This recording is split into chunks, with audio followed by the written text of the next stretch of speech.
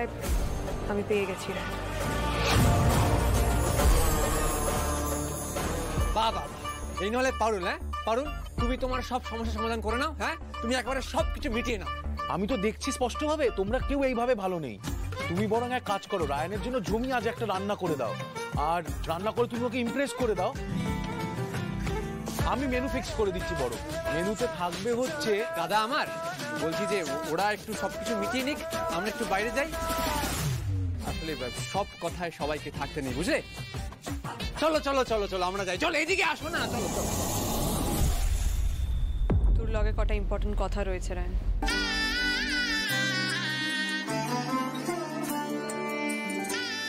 Sorry পারুল, আমি জানি তুই খুব হার্ট হয়েছিস।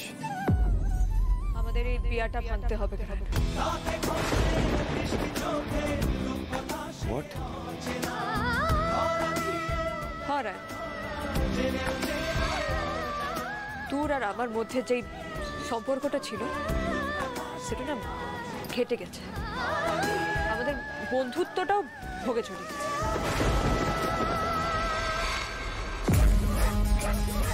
আর অন্তত আমার লেগে এর মূল কারণটা হচ্ছে বিয়া। এই বিয়াটাই অন্তত আমার মনে প্রথম থেকে একটা এক্সপেকটেশন তৈরি করেছিল। তুই এখন ক্লিয়ার করে দিয়েছিস যে আমি যতই অপেক্ষা করি না কেন, যতই আশা করে থাকি না কেন, এই বিয়াটার তো কোনো ভবিষ্যৎ নাই।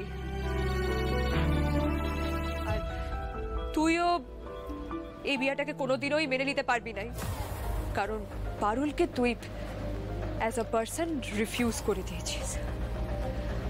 আর পারুল মারুজ খান তো আর বদলাই যাবে নাই, ঠিক বলছি তো? তার মানে তুই তোর বউকেও কোনোদিনও ভালোবাসতে পারবি না।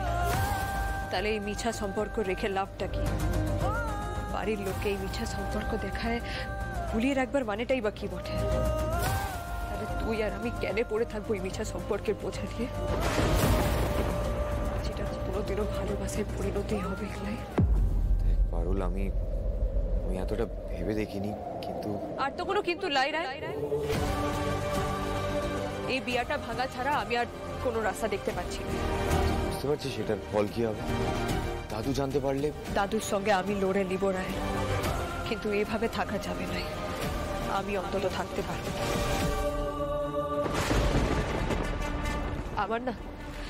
আমার না বড্ড আত্মসম্মানে রেখেছে।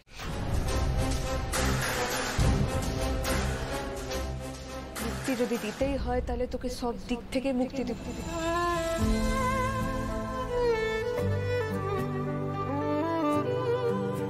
মিথ্যে বোঝা টেনে নিয়ে গেলে তো শুধু ক্লান্তি।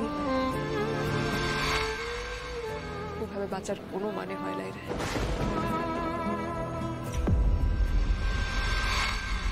তুই ঠিক বলছিস। এতে যদি আমাদের দুজনের ভালো হয় দেন আমরা তাই করি। আমাদের সম্পর্কটা সত্যি কমপ্লিকেটেড হয়ে গেছে। এই বন্ধুত্ব যদি ফেরাতে হয়, we really need to start afresh.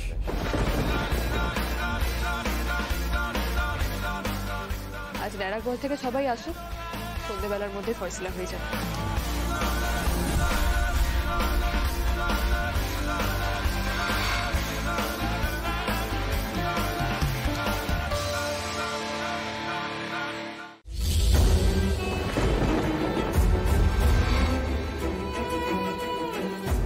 আজ বিয়েটা ভেঙে দিতে বলছে, নিশ্চয়ই বড় একটা আঘাত পাইছে মনে।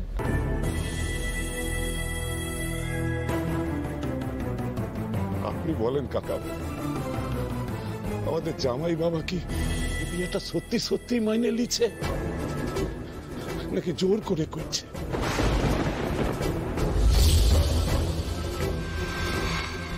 ওকে এদিন ধরে ঢেকে গিলছে আপনার ডরে? যদি কথা সত্যি হয় তবে সব কথা একদম পাত্তা দেবে না বসুদেব। এতদিন ধরে তো দুটোকে দেখছো, কোনোদিন মনে হয়েছে ওইসব কথা? তোমার কোনোদিন মনে হয়েছে যে ওরা জোর করে এই বিয়েটা মানছে? এই তো এত অশান্তি সামলালো দুজনে। সবিনন তো কম অশান্তি দেয়নি ওদের, প্রাণপাত করে একে অপরের সামনে ঢাল হয়ে দাঁড়িয়েছে। কখনো মনে হয়েছে তোমাদের যে আমার ভয় ইচ্ছের বিরুদ্ধে গিয়ে জাস্ট দুজন দুজনকে সহ্য করে যাচ্ছে?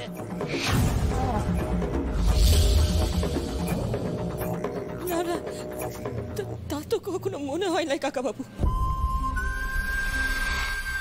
বরং ওদের দুজনকে দেখে তো মনে হয়েছে ওরা খুব সুখে আছে, ওরা খুব। তাহলে ওদের কথা অত কান দেওয়ার প্রয়োজনীয়তা নেই। ন্যাড়া গোয়ালে গিয়ে এই প্রসঙ্গে কোনো কথা তুলবে না, কারোর সামনে নয়। এই প্রসঙ্গ এখানেই শেষ। না দাদা, এখানে শেষ নয়। আমরা দুজনেই প্রাপ্তবয়স্ক মানুষ বলি, নিজেদের সম্পর্কের ব্যাপারে সিদ্ধান্ত নেবার অধিকার আমাদের রয়েছে। আর আমরা যখন একবার সিদ্ধান্ত